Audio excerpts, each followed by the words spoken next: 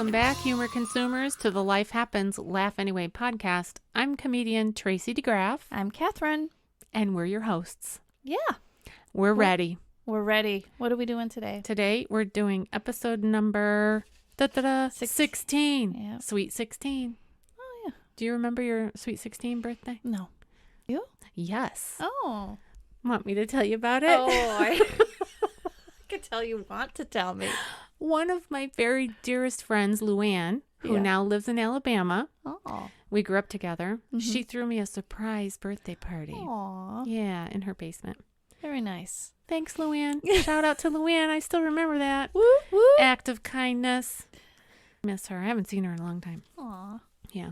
I went to see her mom a couple years ago when I was in my hometown, and her mom was still living there. Now her mom is living with Luann Oh, okay. in Alabama. But I went to see her, and it was like walking into 1982. Oh, really? Like the house was exactly the way it was. Was there paneling? Yes. Mm? And everything was in the same place. I was like, Wow. man, it was just like, it felt like a Cozy? big hug. Yeah. Yeah. Anyway, getting off topic. Uh-huh. Today, friends, listeners, we are talking about unusual jobs. Mm-hmm. Weird ones. Yeah. And so we have kind of some takeaways. We try to share with you what the takeaways are at the top of the podcast so that you can judge whether or not you want to stay with us. You know? You should always stay with us. Yeah, we're fun. Mm-hmm. Right. And what do you got better to do? It's a pandemic out there, folks. Might as well tune in. So here's 3 takeaways that we hope you take away from the podcast. One is we hope that you're going to discover that there is a job for everyone. Everybody. There is something for everyone. That's takeaway number 1. Number 2, we are going to satisfy your curiosity about weird professions. Mm-hmm. And then finally, we're going to encourage you to work for Jesus. Yeah. That's number 1. Mm-hmm. Even though it's number 3, it's number 1. It's true, yeah. Sorry. But we always put that at the end. Yeah, we do. Yeah. So if this is your first time listening for some reason, we welcome you, and stay tuned all the way to the end because we're going to leave you with some spiritual encouragement. Mm-hmm. And this episode is sponsored by Muffin and Pooh. Pooh. Our husbands. Kenny and Ron. Yeah, they're great. Mm-hmm. All right, Catherine. Well, let's dive right in with how, discovering that there's something for everyone. Yeah. What did you find? Well, remember you were gonna do the. Oh, I am. I thought you were going to share what the kind of jobs came to be during COVID.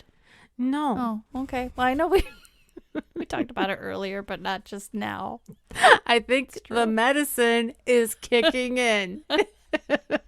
And maybe it's too late to record the podcast. If I start to snore during the podcast, then we're you'll done. know. Right. All right. Well, let me divert just a little bit because I do have this. This is not something from the internet that I found. Uh-oh. But I started to ask, Ron and I were talking about what are some weird things that I asked him the question, what's the weirdest job that you've ever done? Mm-hmm. And he didn't do this himself, but my husband is an excavator. So he's a heavy equipment operator. Mm-hmm. He moves dirt from one spot to another with big machines. Well, his cousin, Art, is also an excavator. And one time, Art was hired to bury a horse. Yeah. Really? Yes, he was. Oh, my. This was many years ago. Ron was telling me the story, and Art was terrified because the process, there's no coffin. No, it's not like ceremonial and the lowering of a coffin like you would, It just would feel icky. And the owners were there sobbing because this was their beloved horse. And there's Art with the machine and a rope, Putting earth on top of the... Yeah. Oh. Yeah. And there's no body bag. Hmm. They're too big for all that. So that was the most unusual job that Ron could think of. But then my husband did say that when he was in high school, and I'm pretty sure he's talked about this in the past in our conversations, he used to dye women's shoes for weddings. Real? Oh, I think I recall him saying that. Yeah. He used to work in a mall. He's a teenager, Oh, you yeah. know, and he's working in a mall. Mhm. And he said it was funny because the old ladies would come into the store Mhm. and they would say, I'll have a size 7, you know, and they're really a 9.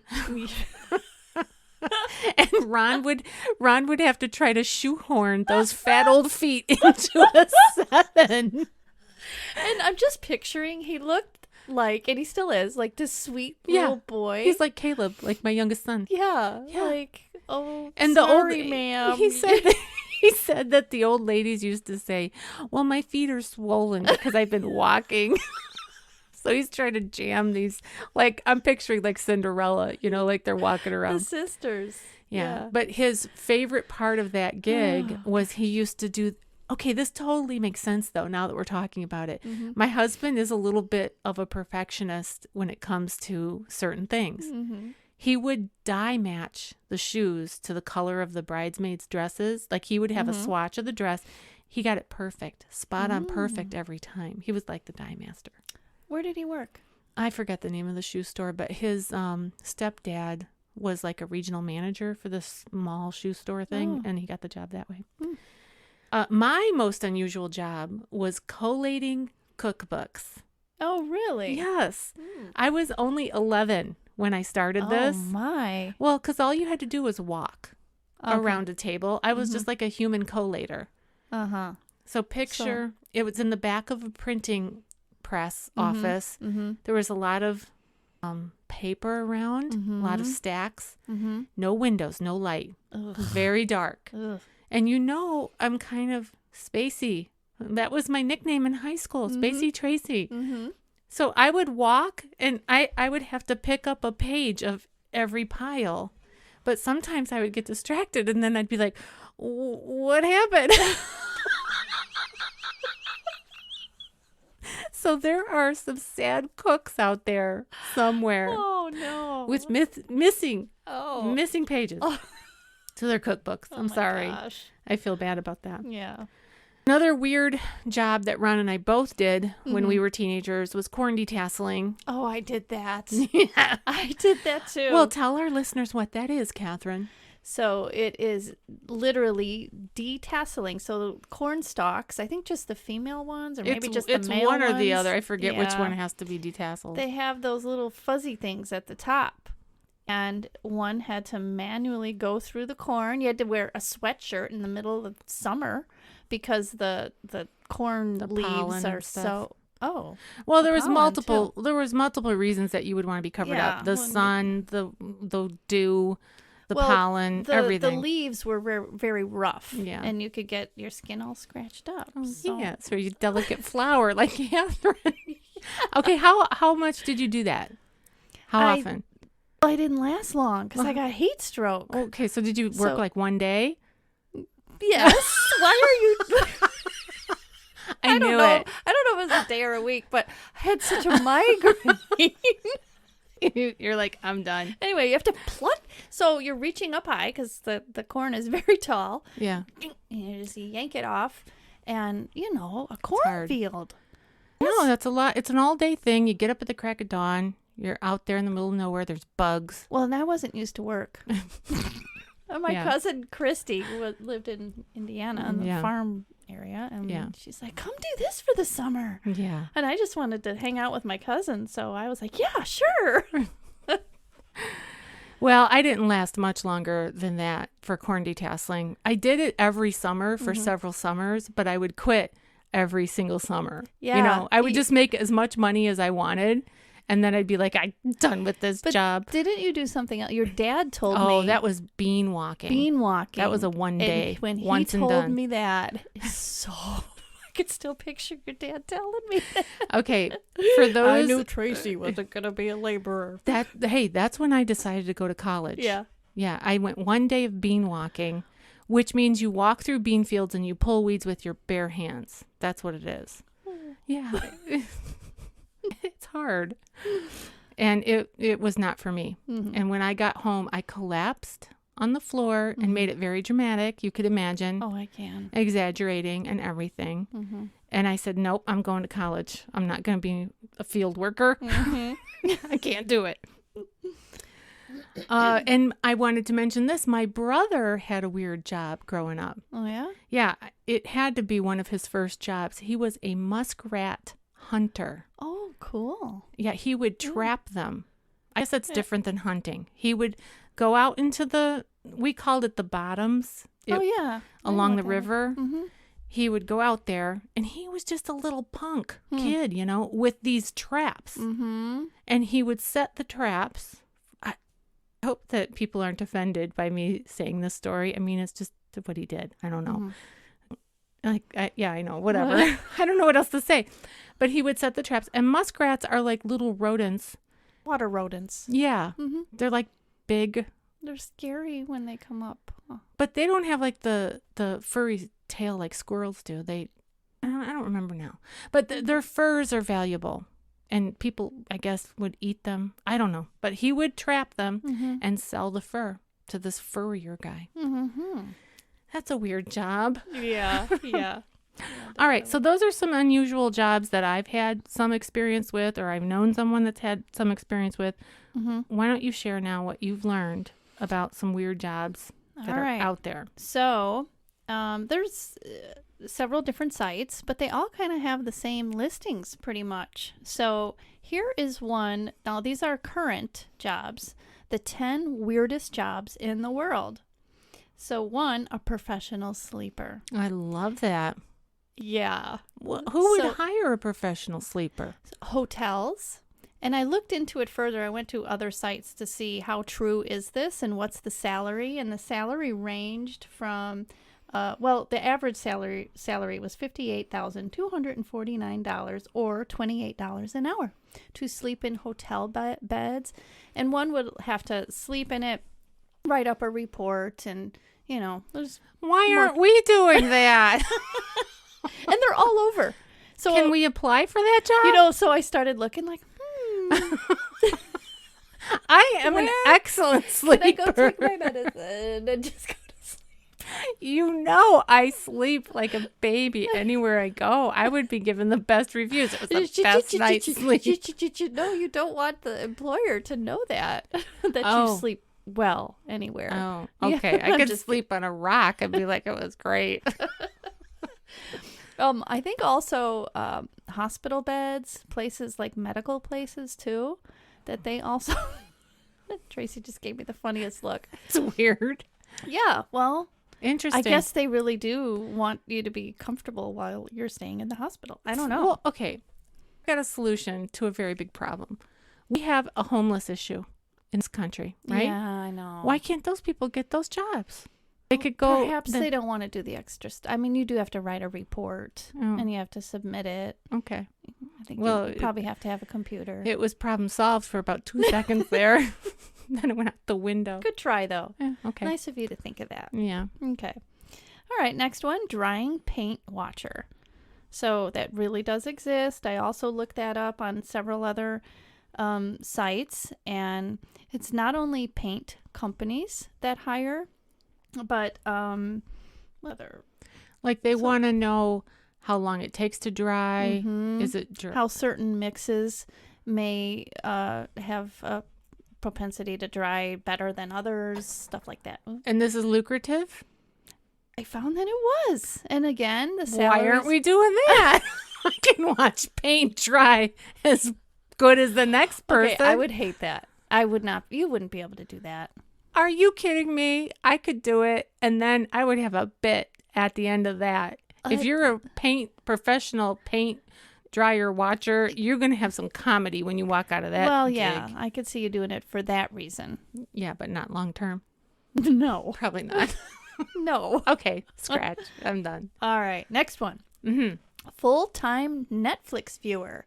So I really dug into that one. I think my husband has that job. I know. I was telling Emily about it because her degree is in film studies. Emily, my daughter, and what they need people to not just view, but to they're called taggers, and they will rate a show according to PG or R or whatever. they also have to write like little reviews, like the little blurbs that you read Right. when you're kind of Scrolling, looking. through. Right. And they'll say what genre it is, and That would be that good kind for of your thing. daughter. I know. She should do that. It would Yeah. be bad for my But- husband because he falls asleep most of the time. It would be right. So Mhm. then he would be like, oh, let's go back to the professional sleeper job. Right.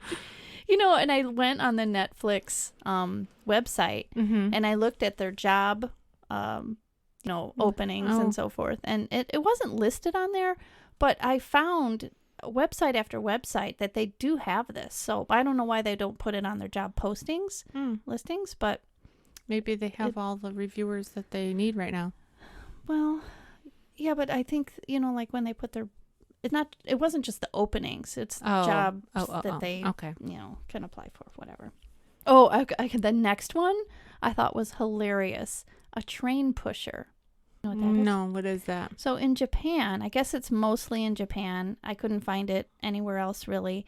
They're called oshiyas, and they're hired to help cram as many people onto a train as possible by pushing them from the outside until the doors will close. This is inhumane. It looks that way. So there was a segment on, there was a video on YouTube that was a segment on ABC News. Mm-hmm. And sure enough, they're so crowded there that, but they need to get these people on. And there's these men that literally will shove the people in. So they actually showed one guy, he's got a briefcase and he's just standing there like, when you could, he looked like he was waiting for them to do it. And I guess it's just normal. Well, you know how I would react to that with my claustrophobia. Oh, I couldn't do it. mm-hmm. And I wonder what they're doing now with, the pandemic. How are they doing that? Because they're not only not 6 feet apart, they're not even 6 inches. Yeah. So, I don't know. Maybe they're working from home like the rest of the world. Yeah. I don't know, but I thought it was funny That's to watch it. interesting. Yeah. I thought you meant they were pushing the actual train, but they're pushing people on the train. People onto the train. This is China? This is happening? No, Japan. Oh, Japan. Yeah. And they're just shoving them in there. Like they're just animals. Sardines. Yeah. Mm-hmm. No, thanks. All right. Next one up. Professional mourner. Oh, I meant to ask you. Do you know what a moriologist is? It's a Moriologist? Moriologist, yes. It's a professional mourner. Oh, and so they're basically sobbers, wailers, or criers at funerals. I want those at my funeral. I want some wailers. So I did want to... Okay, I'm going to read from this. If I die first, will you wail at my funeral? Yes, you know I good. will. Stop. So Okay, good. I'm going to read this little article because it's interesting. Most of us dread going to a funeral, no matter who has died. However, there are some people who actually make their living by attending these events. They are professional mourners. They are known as mourologists, sobbers, wailers, or criers. In South Africa, you can pay someone to cry and threaten to jump into the grave if you are so inclined. Of course, they charge more for that. Right. Well, of course. Everybody knows that. Yeah. Having paid mourners is an ancient tradition and has been found in many societies. So I went in several websites, and sure enough, it has been around for the longest time. And I can't remember if it's this article or a different one so the more like elite you were, then the more mourners you would have, the more important you appeared to be. So let me see if this is on Is here. this a practice today? Yes, there are people. So I looked it up. And there's, How much do those Sorry. people make? oh gosh, I don't think I wrote it down. Or I could be a mourner. I could. yeah, you could. Let me try to find this today, one can still find professional mourners. For example, in Essex, England, there is a service called Rent-A-Mourner. And I did find this on another website, like an actual job website. As one might expect, these mourners are more reserved well-dressed and polite. Because prior to this, they're talking about how loud that certain mourners are. That it just depends on the culture. But some believe that to pass on into the next world, which, we don't really believe this, but then more wailing and loud like cries pushes you along. Have to, yeah. Mm-hmm. Kind of like the train pushers, but the other side. Yeah. Mm-hmm. Okay. Yeah. And then it says here in the United States, paid mourners were used at the Golden Gate Funeral Home in Fort Worth, Texas, where they were also trained and paid for their services. It was a funeral home. Anyway, it was really... Which package would you like, Catherine? The diamond package comes with 20 mourners. Yeah, I know. Well, I guess that one is not currently an active program, but this is something that does still happen. Wow. Mm-hmm. This one, Arlington National Cemetery. And it's also used for people who may not have mourners. So there's professional mourners for that. Well, who pays the mourners for somebody that has no mourners? Good question. I think it was the funeral service. Oh. Yeah. But there was a lot of information on this. And I was like, wow. That is a fascinating thing right there. Mm-hmm. And each society or culture has different ways of mourning and different guidelines, I guess you could say. That right there is our point, too, satisfying your curiosity about weird professions, because that's got to be about as weird as they come, being a professional mourner. Yeah. Mm-hmm. I saw an interview with one of them, too, but he was able to cry on the spot. Wow. That a lot of them said they need, little aids to help them. With the teardrops. Yeah. So... just God. whatever. They're spraying pepper in their face. Yeah. Yeah, I guess it's Southeast Asia. Okay. That they believe that a loud funeral will assist the dead as they travel to the afterlife. So professional mourners are hired to cry and weep loudly throughout the service. Wow. All right. Mm-hmm. Didn't know that. What else you got there? Snake milker. Wait. Back up. Mm-hmm. Say it one more time. Snake milker. Okay. Snakes don't have... No. Do not have breastises. No. So it just reminds me of the Meet the Fockers. Yes. If it has nipples, you can milk it. You can squeeze your teat. Okay.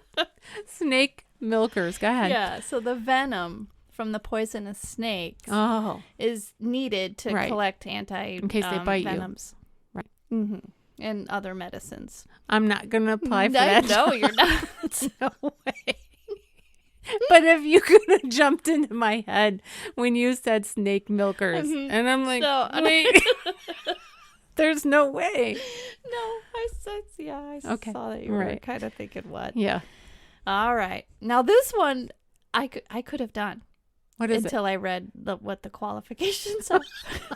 That's half of our stuff. All right, dog food taster. Oh, and I say that because when I was little, I used to go and try this stupid dog food because it was salty. Oh yeah. Yeah. Right, but that makes sense that they would have people taste the dog food because the dog's not going to say what it's like. Yeah. Roof, roof.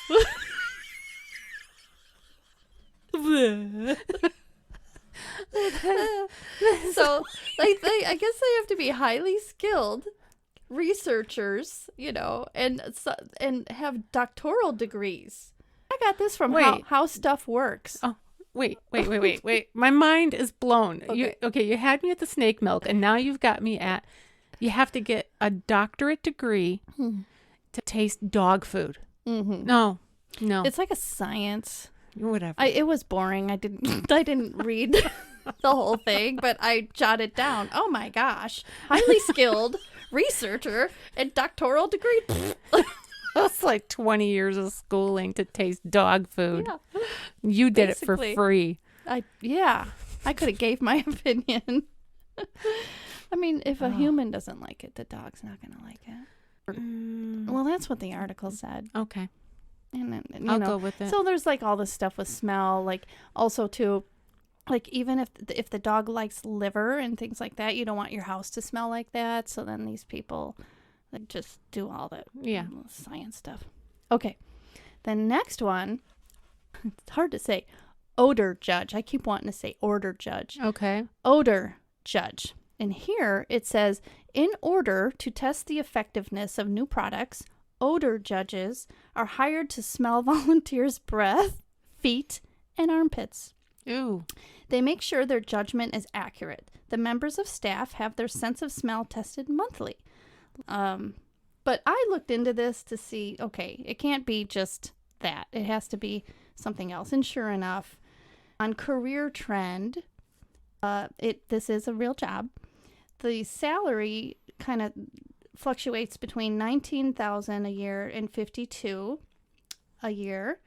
And armpit sniffers can sniff up to 60 armpits an hour. And so wait, are they like sniffing for the effectiveness of, say, like deodorants? Okay. But certain companies like Procter and Gamble, they keep that confidential, how much they pay their armpit sniffers. It's true. It was Mom, on there. Dad, I've decided to quit school and become an armpit sniffer. Yeah. It's very lucrative. Okay. So there's also paper towel sniffers, because the paper towel companies don't want their paper towels to have a scent, and they want to make sure that when one is wiping up certain spills that they don't like have an odor to them at all. So they have to be sniffed when they're dry, and then when something is spilled. It was, yeah. Wow. There's a halitosis judge, and again, salaries are confidential by the mouthwash people. No, thank you for that one. Yeah. But, and there was a lot more to that profession as well, you know, but we only want to talk about the weird stuff. So. That is weird. Yeah. Okay. Next one is considered number 2 because it goes from 10 to 1. Okay. Marmite tester. Say it again. Marmite. You know what that is? Nope. Okay. It is this like paste. It's like a I think it's yeast. Let me see. Yeah, yeast extract, and it's a food spread, and it's a byproduct of beer brewing. And I guess there's this really well-known marketing thing. It's probably a commercial. Love it or hate it is like the mantra that's said. But anyway, it's not popular here, but of course in England, I don't know if it still is, but it is a thing, and it was used. It just was used also. I guess it has vitamin B or B12 or something like that, and it was used in I think World War I to help supplement men. And anyway, so they sit there and they taste this all day long, and it's a thing. Hey, did you know, this is reminding me of the Radium Girls? Have you heard of that? Did we talk about that? I don't know. It's a movie called The Radium Girls, and it's employees at West Clocks, which was in LaSalle, Peru, Illinois area. Okay. There was a manufacturing facility there for clocks. They made glow-in-the-dark alarm clocks. Or they made all kinds of clocks, but they had the face of the clock was glow-in-the-dark. And the reason it was glow-in-the-dark was because they painted radium onto the numbers. With little paintbrushes. Oh my goodness. The skinny little paintbrushes. So the women that were working in the factory would take the paintbrush and wet it with their lips to get it nice and skinny, I guess. And dip it in the radium and paint a number, wet it, dip it, paint it. Like little elves. Yes, like little elves. The only thing was they all died. Yeah, because you can't eat radium. It'll kill you. I was just thinking when they you were all saying. got cancer and they died. You can watch the movies. I haven't seen it. Like mouth cancer? I don't know, whatever radium gives you. I didn't watch the film, but I grew up in that area. I know. So I had heard the story I don't know, through my dad somehow. Mm-hmm. But isn't that sad? Very. Like, who would think you're going to work and yeah. I'm painting. This is kind of fun. Look, it's glow in the dark. And you think it's safe. Totally not safe. So, very sad. Yikes. Yeah. Ready to bring it down. Yeah, Big bummer. bring it down a level. Sorry. What's number one? We're going to bring it up. All right. Scuba diving pizza delivery man. So there's this hotel, which I was picturing a big hotel, but it's really just like this 50-foot thing. Like, it's underwater. It's underwater. Obviously. Yeah. And it's in the Florida Keys. Mm-hmm. And it is a scuba diving pizza delivery man who supplies them with pizza by carrying them through the sea in a watertight case. Wow. Yeah, that was number one. That's interesting. Yeah. That was interesting. You know, you recall that my son Joel was a commercial diver. I thought about that. And when he chose that as a profession, I was trying to get him to be a landscaper, like a golf course landscaper. He had that job at the golf course near our home. And I said, Joel, you can go to school. There's a trade school where you learn all the different turfs and how to take care of them. My cousin did that. Like, he went to school down in Kentucky and learned how to be an expert golf groomer, whatever you call it. I said, it's lucrative. You could do it, blah, blah, blah. He's like, no, I want to be a commercial diver. I'm like, what are you going to do with that? But that's a weird job. But that is. It is a weird job. And it's a job that you don't think about, like cleaning out those water towers and things like that. Yeah. There's inland diving and then there's offshore diving. And the inland diving, what Catherine's referring to, is Joel would have many jobs where he would travel all over the United States. They would climb up the outside of water towers, those skinny little ladders, And he said a lot of the guys quit because they couldn't handle the heights. Oh, wow. Yeah. Because they thought they were going to be going down. Well, I don't know what they thought, but I don't think they thought up. that. Yeah. But then they have to get into the tank. So the men in the wetsuits and such, they get into the tank and they have to maintain it, clean it, inspect it, test the water. And it's a regular, like, maintenance program. And then they also have to do sewage tanks. Ugh. Yeah. Yeah. And he also did offshore diving, which was like oil rigs. And they would do maintenance underneath the rig. Under boats. Yeah. And he was always by barracudas and sharks. And I'm like, why did you pick this job? Yeah. Yeah. But he's not doing that anymore. Not anymore. No.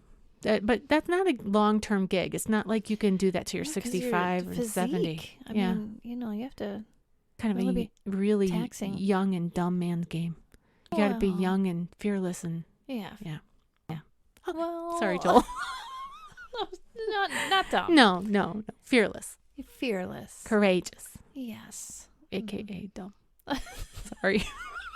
Okay, all right, let's move on. Moving on. Yeah, sorry. All right. So then I was looking at some of the weirdest jobs from, years ago. So there's 24 history's weirdest jobs. Okay. So the number one of these is called Groom of the Stool. So the Groom of the Stool, formerly titled the Groom of the King's Clothes Stool. So clothes, not like clothes you wear, clothes as in shut, was responsible for helping the king go to the toilet. This job, was actually considered an esteemed position in early modern England. Can you imagine? Only the English would think that was esteemed. Yeah. Because they were helping the king. Helping the king. Sit on the throne.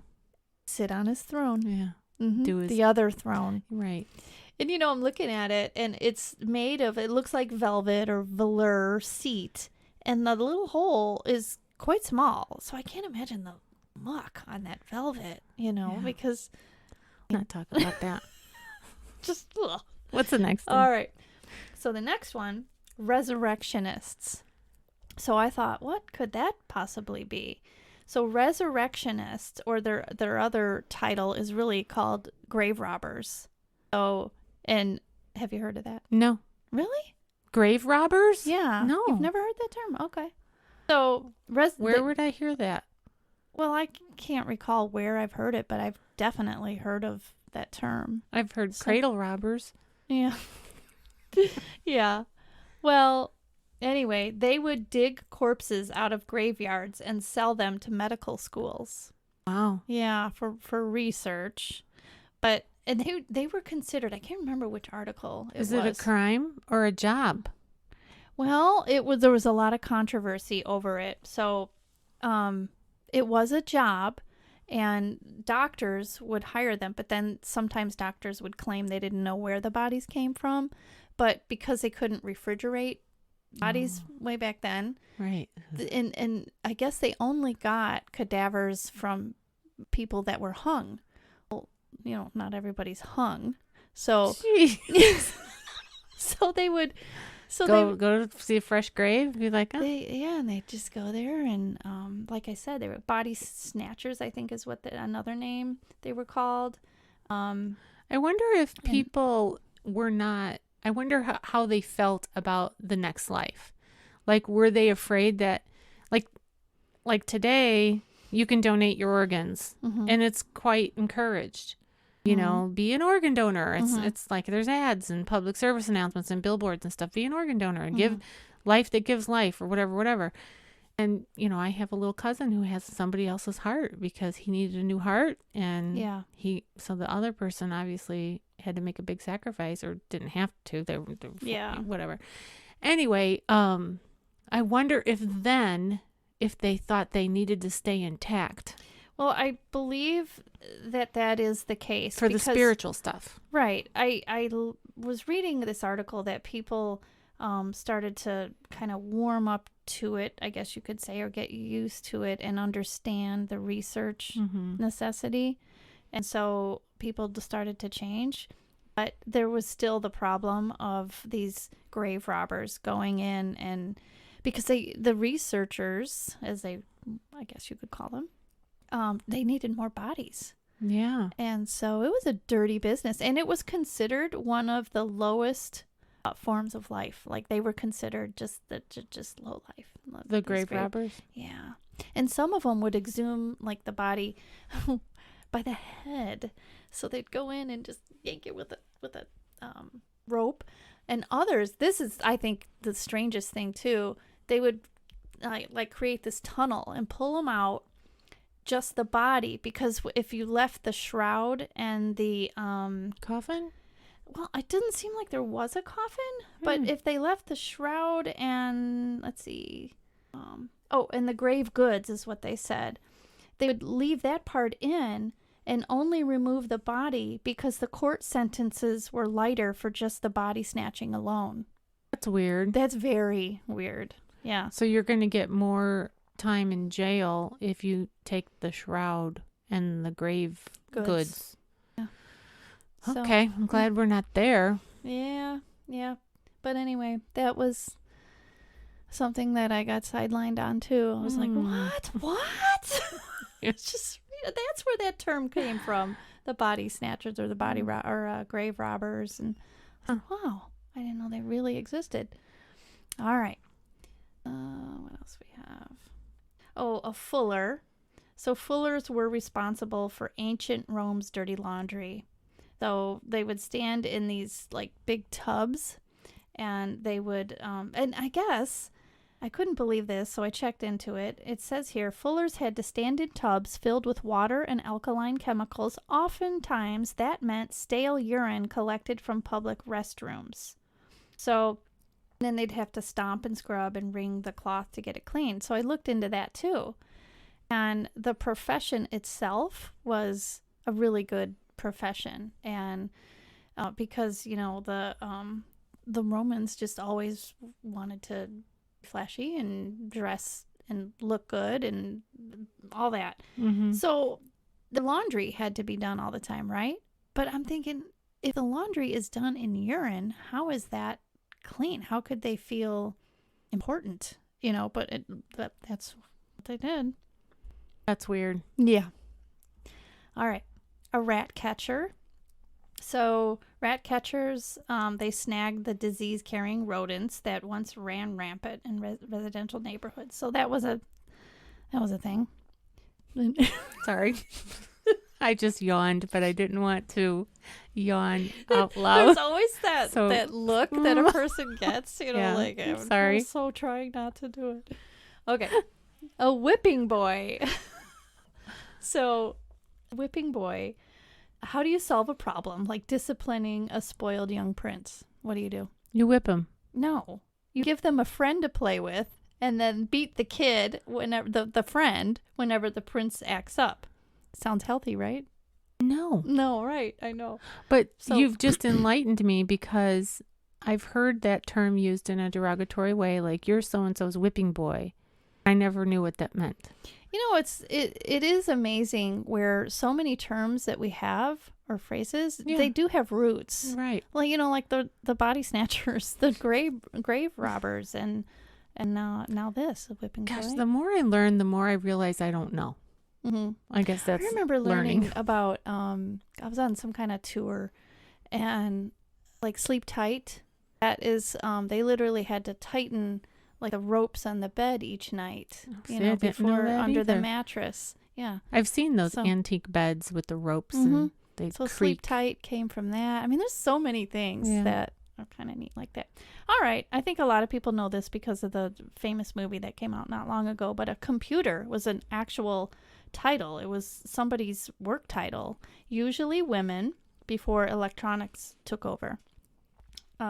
And they would convert figures and crunch numbers by hand. Mm-hmm. Not for Tracy. Oh gosh, yeah, I hate numbers too. All right, this one, I don't know how to pronounce it properly, but ornatrices. Okay. So the in Rome, back in ancient Rome, they had those big curly doos that were just extravagant. Mm-hmm. So somebody had to do that for them. Was it like a So- wig? No. Oh, No. okay. So they're like a hairdresser? Well, they were enslaved hairdressers. Oh, boy. Yeah, responsible for creating the ornate and insane looks that were, very popular at the time. And I guess their title was ornatrix, and they had to deal with lots of gnarly ingredients to cater to fashionable Romans, like I was saying. And hair dye was made up of rotten leeches, squid ink, pigeon poop, and urine. Disgusting. Mm-hmm. I'll Okay. keep my gray. And yeah, you don't need like the crazy Mhm. look there. A powder monkey, that was a young boy on a warship, and they would be like quick hands that they could call upon to stuff gunpowder back into the cannons. Mm. Yeah. And a lector just read in factories, so Mhm. factory work would get rough and monotonous, and so a lector would read news and literature to the colleagues. It was like a podcast in a way. Really? Or radio? Mm-hmm. Really. Okay. A ewerer, and hopefully I'm saying that right. These medieval laborers were sent out to get hot water for nobles. And they their responsibilities included providing warm water for hand washing, drying the king's clothes, and drawing the monarch's bath. Mm. It was probably a good job. Yeah. Sounds fancy. Okay, here's one that I was like, I did not know this. So a barber, and you're probably thinking, well, that's not weird. But barbers used to do surgery. So, and especially surgery that surgeons or doctors wouldn't do. So, you would go to the barber shop and you could get a tooth pulled. You could get, Wow. yeah. So they would like remove lice, of course. They'd trim hair and shave beards, but remove teeth. They did a lot of bloodletting, and they also, I think that they served the military too. It's not on this thing here, but they would serve the military too by doing things that doctors wouldn't do. Mm. And there is a barber's, what was it called? A barber's guild. Anyway, and it goes way back. I mean, oops, I lost it. Anyway, so that was interesting. Hmm. Yeah. And they're, the Wow. barber Yeah, the thing little that's spinny right, thing? Yeah, so it represented blood and bandages. Oh, Yeah. gosh. And I think the little gold thing on top indicated like surgical's done here or something like that. Yeah. So the classic barber pole is a vestige of the profession's medical roots. The brass tip represents the basin that collected the patient's blood, while the blue and red ribbons represent bandages and blood. Wow. Who knew? Yeah. And a phrenologist. That was, I guess they could read your intelligence. It was a little bit. Stay away from those people. Yeah. Yeah, just yikes. Just a little bit weird. And they could do it by the shape of your head, supposedly. A taster, and those were the ones that they would taste whatever might be served to the king, because like if the king were a tyrant, they would try to kill him. I mean, that's even in the Bible. Can you imagine if that's your job, and you've been around, you know that kings are poisoned, and your king has been up to no good, and you know that, right? And you'd be like, I'm not hungry. I got a stomach ache. Just throw it over my shoulder. Right, like when you're a kid, pretend like you're tasting it. You're giving it to the dog. The dog falls over.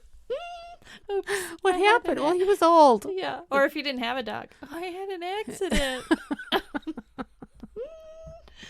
Yeah. All right. This is a necessary woman. And a necessary woman had to deal with a lot of grossness on a daily basis. According to historic royal places, the necessary woman had the coveted post of emptying chamber pots. Yay. In the case of the king's necessary woman, the pay was pretty dope for the time, £60 with an additional bonus for lodgings and supplies. And if you're listening and you don't know what a chamber pot is, it's a porcelain pot. Yeah, big bowl that you sit on and you go to the bathroom on it. It's actually not even that big. Well, it's big enough to sit on. Well, I've seen. I saw your pots or whatever. Yeah. Someone used to serve biscuits out of it. Yeah. I don't think they're that big. But. Well, they're not as big as today's commodes. They're not that big. Yeah. But people had smaller business back then. They didn't have fast food, Catherine.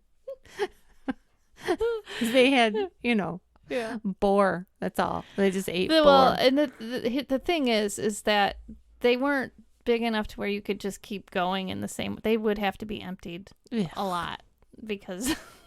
Okay. Yeah. All right. Next one, alchemist, which is kind of boring, so we'll just skip over that one. Okay. Okay. A knock-knobbler. Knock-knobbler. A knock-knobbler. They were tasked with chasing dogs out of church during services. Oh. Yeah. Which raises questions. Why would they? That was exactly what I was thinking. Yeah. Who's bringing their dogs to church? Mm-hmm. Yeah. And that they would have such a big problem with it. That right, they need a knobbler. Yeah. A witch hunter.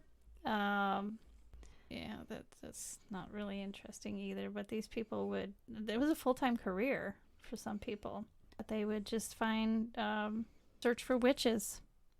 And a pin setter. Oh, these people set up the bowling pins. I did see that one online before we came on to broadcast, whatever. Mm-hmm. And I remember being a little kid, like in the 70s, and the little town next to our town had a bowling alley. And we were way backwards, like in the small little town. There were only 4 lanes or 3 lanes. Yeah. And they had a manual pin setter in the back. Did they? And some kid that would just set the pins up rather than having the big arm that comes down. Yeah, and it says that the pin setters, the mechanical ones, came out in 1936. But I imagine it was probably expensive. But before that, they had boys to do that. Yeah. Yeah. All right. An ice cutter. Just people that come and cut your ice. Not that. A badger. I remember reading about this one. I'm just going to skip that one. A leech collector. Back when medicine was in its let's just bleed the patient to death, which, they did that. Yeah. Ugh, so gross. People called leech collectors would cull leeches from the ground with animal legs and then sell them to doctors who would then stick them on people to treat them. So that was a thing. And then chimney sweep people. The picture that they have, pictures from, I don't know what era it is, but those really old pictures where people's eyes look like a void. Yeah. It looks so scary. That's what they have here. Life was scary back then. Yeah. They didn't have cushy little jobs like we have now. Yeah. And so the chimney sweeps, they actually shoved little kids up there to do that. And because they were had smaller. to be small. Yeah. So these poor kids were breathing all that in. Dagger typist, basically. I don't even understand what this one is, but it's like early publicity before selfies. But a knocker up. Yeah, let's talk about the knocker up. So the knocker up, and the picture they have here is hilarious. So it's well, first of all, we'll say what the knocker up Go ahead. is. It is before alarm clocks, they hired a knocker up to tap or shoot peas at the windows at an appointed time. So people a human didn't alarm oversleep. clock. Yeah. It was a human alarm clock. Mm-hmm. Just knocking on the window to wake them up. Yeah. So the name knocker-upper. Knocker-upper. Or is it knocker-up? Well, here it says knocker up. Okay. But, you've seen it both ways. Things take on different dimensions. I had asked my mom if she knew what one was. And because Catherine's mom's from England. Mm-hmm. So here, let's listen. So I asked her, I said, hey, so you'll be able to hear. Put it right here in the front. Hold on, I gotta play it. Yeah. Do you know what a knocker-upper is? Yeah. Yes. What is it?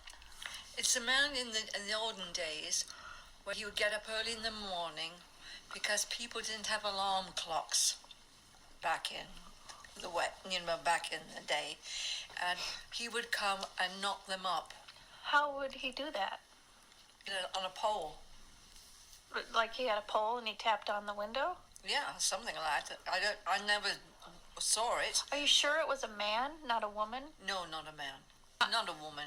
No. No? No, they wouldn't send a woman out to do something like that because it was dark. Oh, right. And they wouldn't send a woman out like that. And so that's what a knocker-upper is. Do you think that they ever used straws? Like spit through a straw to wake them up? How could you spit through a straw? And you have to go up high. These lamps were high. Yeah. Big long posts. Yeah. You spit up that, they'd come down on you. So she said, oops. I gotta stop. So she said lamppost, but she actually meant the windows and things that were really high. But it from what we've seen, it does seem to be that it was women. Yeah. In fact, in this picture here, it's a woman. It's an interesting job. Yeah. Yeah. So that's it. Wow. That was really weird. Mm-hmm. And our curiosity has been satisfied. And we've discovered that there is literally a job for everyone. Yeah.